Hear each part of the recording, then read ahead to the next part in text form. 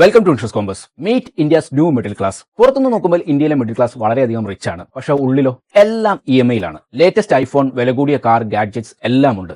പക്ഷെ സ്വന്തമായി ഒന്നുമില്ല. നമ്മൾ ഇന്ന് ജീവിക്കുന്ന ഒരു ബോറോഡ് കംഫർട്ടിലാണ്. സത്യം പറഞ്ഞാൽ we are working on a financial tightrope. ഇന്ന് ഇന്ത്യയുടെ ഹൗസ് ഹോൾഡ് സേവിങ്സ് GDP-യുടെ 5.3% മാത്രമാണ്.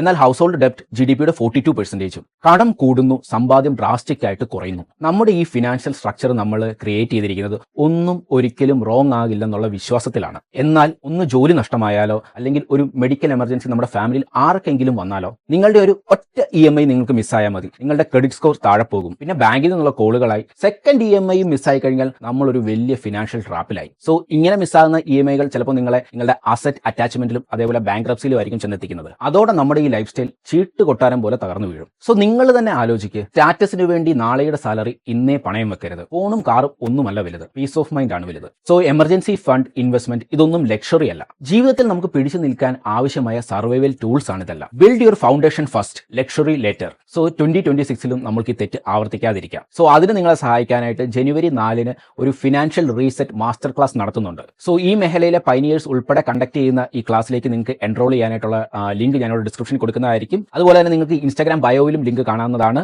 So don't wait, secure your future now. So I'm welcoming all to my master class where you can learn and grow.